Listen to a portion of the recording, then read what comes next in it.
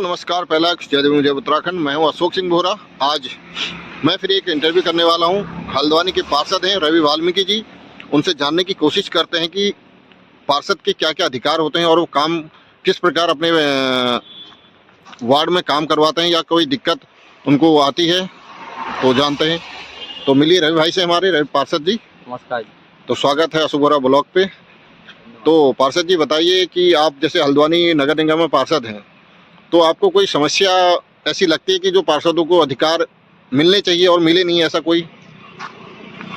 तो जी मैं आपको सिंपल सी बात बताऊं कि समस्या तो इतनी है कि नगर निगम में जो पार्षद हैं, चाहे वो हल्द्वानी के हों या किसी भी हमारे शहर के हों, उत्तराखंड के जितने भी महानगर हैं उनके, वो खाली नाम के लिए पार्षद हैं। इतनी समस्या है कि अगर हमें कोई पुलिया बनानी पड़े तो पुलिया बनाने के लिए हमें पहले तो उसके लिए एक लेटर तैयार करना पड़ता है। लेटर हमें नगर आयुक्त या मेयर से रिसीव कराना पड़ता है। मतलब उनके कहे अनुसार काम होता है। हमारे डायरेक्टर जैसे कि होना चाहिए कि पार्षद का एक नॉर्मली कोई भी पुलिया है, छोटा मोटा काम होता है 10-20 हज़ार 50 हज़ार का या 1 लाख तक का, वो डायरेक्टली काम करवा सके। पार्षद के पास ऐसी अथॉरिटी होनी चाहिए, ये नियम है एक। मगर यहाँ पर जब से उत्तराखंड बना है, कौन से कानून पे उत्तराखंड चल रहा है, कौन से नियमों पे ये निगम चल रहे हैं, समझ में नहीं आता। यहाँ हमें हर छोटे काम के लिए या तो मेयर साहब के पास जाना पड़ेगा, जो हमारे महापौर हैं, बड़े भाई गजराज जी हल्द्वानी के, या फिर हमें नगर आयुक्त के पास जाना पड़ता है।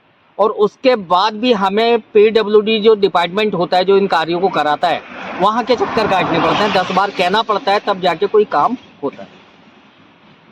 तो ये समस्या केवल हल्द्वानी निगम में है या पूरे उत्तराखंड में हर निगम में, पंचायत में, सब जगह यही समस्या है? देखिए, मुझे पंचायतों का तो नहीं पता। कहते हैं पंचायतों में तो अच्छा पैसा आता है और डायरेक्ट आता है, मगर निगमों का मेरे हिसाब से जो हल्द्वानी जैसे महानगर का जो कुमाऊं का मुख्य द्वार है, उत्तराखंड कुमाऊं का मुख्य द्वार है, वहाँ पर इतनी बड़ी दिक्कतें हैं, तो और शहरों में तो इससे ज़्यादा होंगी, मेरा अपना मानना है। जैसे पार्षद जी, आपको कोई काम आप अपने कोई क्षेत्र में करवाते हैं तो उसके पास आपकी अथॉरिटी होती है इसको चेक करने की कि अगर सही है या गलत है। जैसे किसी को ठेका दे दिया, उनने काम किया, तो आप उस पर कुछ अगर गलत कर रहे हैं तो क्या रोक लगा सकते हैं कि यार ये गलत है?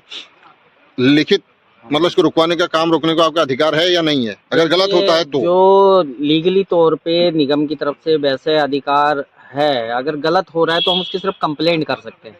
अधिकार हमारा उसके पास रोकने का उसको भी नहीं है। वो फिर अलग बात है कि हम दमंगाई या अपने पावर या अपने पद का यूज तगड़े तरीके से करके, 2 तरीके होते हैं ना, एक तो होता सामान्य तरीके से, एक होता दमंगाई तरीके से, हठ धर्मी।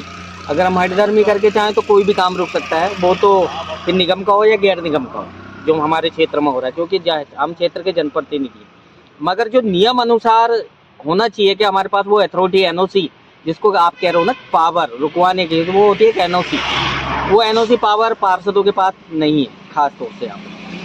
भाई साहब, आप मेरी बात को गलत समझ रहे हैं। मैं काम रुकवाना नहीं चाहता हूँ। मेरे कहने का मतलब है कि यदि कोई काम हो रहा है, हाँ, वो सही हुआ है या गलत हुआ है, उसमें आप करना, आपके पास अधिकार है कि यहाँ आपकी जो एक प्रतिनिधि, चुने हुए प्रतिनिधि होने के नाते, पार्षद होने के नाते, कि ये काम मेरे वार्ड में सही हुआ है, ये आपसे पूछे बगैर आपसे पूछा जाता है। मतलब आपके पास अथॉरिटी होती है कि पास करने की या नहीं होती है? हाँ, तो वो ही कह रहा हूँ ना, एनओसी। मतलब दबंगई वाली तो बात ही नहीं है। दबंगई क्यों करनी है हमारे उत्तराखंड कहने में? का मतलब हम लोग है तो अंदर के समर्थक हैं। एनओसी हुई वो। एनओसी कहने का मतलब, एनओसी यहाँ पार्षदों को अलाउ नहीं है। एनओसी अलाउ नहीं है, क्योंकि वो वैसे ही खाली वैसे अगर कंप्लेंट कर दे कि उसको लग रहा है कहीं पे गलत काम हो रहा है, खाली कंप्लेंट करनी है, वो भी अधिकारियों से करेंगे। अधिकारी आके चेक करेंगे, तब जाके फिर वो उसको अगर सही है या गलत है उनको डांट फटकार करके वो सही करवा सकते हैं, वरना पार्षद की एनओसी अलाउ नहीं है।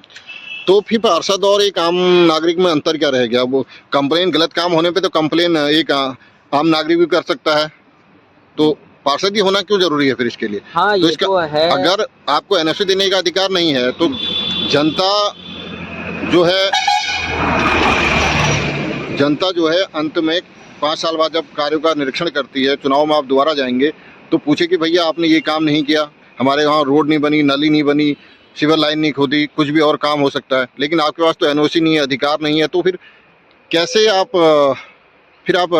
कैसे पार्षद हुए? ऐसे तो शिकायत करना या वहाँ लेटर दे के वो दे के, अगर कोई किसी पार्टी का है, उनकी सरकार है, उनका ही कोई मेयर है, तो वो एक आम भी कार्यकर्ता भी करवा लेगा। हाँ तो वो तो तो फिर तालमेल से ही उसमें होता है, पार्षद का क्योंकि क्या फिर तालमेल रोल से ही हुआ? काम हो रहे हैं अभी तो फिलहाल, तालमेल से ही होते हैं। देखिए ऐसा है, एनओसी की बात यह है कि पार्षद होना या जनप्रतिनिधि होना वो अलग चीज़ है। नियम तो बनता है करके कि एनओसी पावर पार्षद के पास भी होती है, क्योंकि अगर आप देख सकते हैं कि जन्म का, मरण का, स्थाई का, जाति का, कैरेक्टर सर्टिफिकेट, वारिसान में, हर चीज़ में पार्षद की मतलब लिखित लेटर जाता है, तब जाके ये सारी चीज़ें तैयार होती हैं।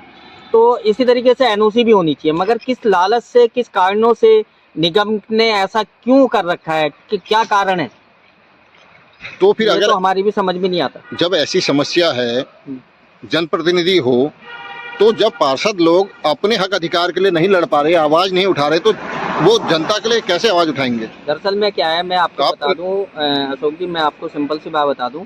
मैं दोबारा पार्षद बना हूं, मैंने इससे पहले भी धरना प्रदर्शन किया, सारे पार्षदों से लिखित लेटर दिया, लिखित लेटर अपनी तरफ से दिया और सारे पार्षदों के उसमें सिग्नेचर कराए। पीछे तो सारे पार्षद कहते हैं हाँ सही है सही है सही है, मगर बाद में पता नहीं क्या होता है कि मैं अभी थोड़ा सा शब्द थोड़ा गलत है, मगर बोलने में मुझे कोई संकोच नहीं होता। तो आजकल क्या है ना, चमचागिरी का ज़माना है। जो चमचागिरी कर रहा है बस वो सोच रहा है कि मैं सामने ना आऊँ, काम भी हो जाए, और सामने भी नहीं आऊँ, लाइट में भी नहीं आऊँ, और मेरा काम हो जाए फ्री में। तो फिर चमचागिरी का तो बगैर पार्षद बने भी की जा सकती है, बगैर चुनाव प्रतिनिधि बने की जा सकती है ना। तो फिर तुम्हें पार्षद ही क्यों बनना है? अब ये तो लोगों को समझने की बात है ना कि क्यों बनना है। मैं, हम तो जहाँ जहाँ तक हो सकता है हम आवाज़ उठाते हैं, उठाते रहेंगे और उठाएंगे आगे। अब होना ना होना वो अलग बात है, लंबा प्रोसीजर है, क्योंकि इस समय क्या है कि लाठी जिसके हाथ में होती है भैंस उसी की होती है। तो क्या कभी आपने इस संबंध में पार्षद जी से, मेयर साहब से बात करी? मैंने इस बोर्ड मीटिंग में, पिछली अभी बोर्ड मीटिंग हुई है हमारी, उसमें भी ये प्रस्ताव मैंने रखा था मेयर साहब के सामने। मैंने कहा मेयर साहब ज़्यादा भी कुछ नहीं तो प्रत्येक पार्षद को, मैंने अपने लिए नहीं कहा, प्रत्येक पार्षद को 5 लाख की अथॉरिटी होनी चाहिए साल में काम कराने की, ताकि अगर कहीं पर जाल डलाना है, किसी बंदे को इमरजेंसी में जाल डलाना है, कहीं पर छोटी सी पुलिया डलवानी है इमरजेंसी, तो वो वहाँ पर जाके अपनी अथॉरिटी, अपने पावर के बल पर एकदम से पुलिया डलवा सके। उसके बाद में उसका एस्टीमेट बनेगा, डिपार्टमेंट से ही बनेगा, निगम से ही बनेगा, मगर वो बाद में भी बन सकता है। पहले काम हो जाए, उसके बाद उसका एस्टीमेट या पेमेंट, या जिसने काम किया उसका पेमेंट किया जाए। तो पार्षद जी, जैसे आप 2 बार के पार्षद हैं, आप बता रहे हैं कि आपके पास कोई अथॉरिटी नहीं है एनओसी देने की, तो अब इसके लिए आपको क्या रणनीति, आगे आप क्या काम करेंगे कि जिससे आपको एनओसी मिले और आपने वार्ड में अच्छा काम करवा पाएँ? क्योंकि आप अल्टीमेटली आप लास्ट में बने तो इसी चीज़ के लिए कि अपने वार्ड में, अपने क्षेत्र में अच्छा काम करवा पाएँ। देखिए इस समय क्या है, जो अथॉरिटी है, जो भी हम आगे रणनीति रहेगी हमारी इस मामले को लेकर, हमारा प्रयास है कि ये एनओसी पावर जो है पार्षदों को जल्द से जल्द मिले।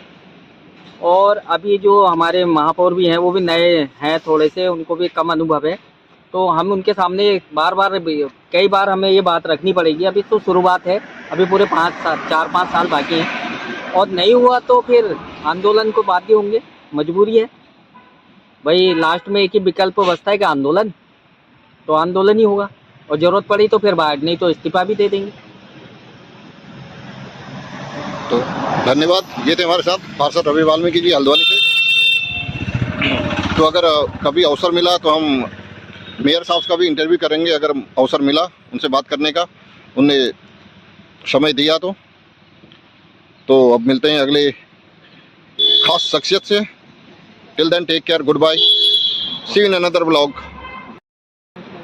तो दोस्तों, ये थे मेरे साथ रवि वाल्मीकि हल्द्वानी के पार्षद, और इन्होंने अपनी समस्याएं गिनाई कि पार्षद के पास क्या क्या समस्याएं होती हैं। जो सबसे बड़ी समस्या है कि पार्षद के पास कोई वित्तीय अधिकार नहीं बताया इन्होंने, कि होता नहीं कि जो अपनी निधि के, अपने विवेक के अनुसार, अपने क्षेत्र की ज़रूरतों के अनुसार काम कर पाएँ, ऐसा कोई वित्तीय अधिकार इनके पास नहीं होता है। तो और ना ही इनको जो काम वार्ड में हो रहे हैं उनमें एनओसी देने का अधिकार होता है। तो इस संबंध में उनसे बात करी। अब चलते हैं और ब्लॉग को यहाँ पे एंड करते हैं। बने रहिए मेरे साथ, ऐसे ही कुछ लोगों से बात करेंगे। यदि पसंद आए तो लाइक, शेयर और सब्सक्राइब जरूर करना।